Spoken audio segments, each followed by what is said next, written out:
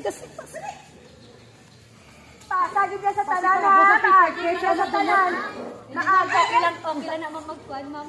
Ang ilang pagpasa, basta ang step nila yung kukuhan bid na. Consistent. Dito nila technique na. Yung ko kaya paper. Basta babos ang paper.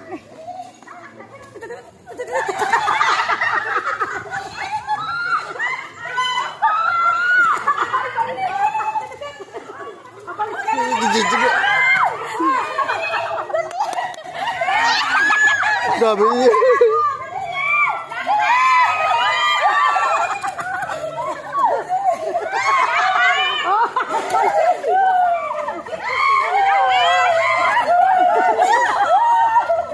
Ang yakot.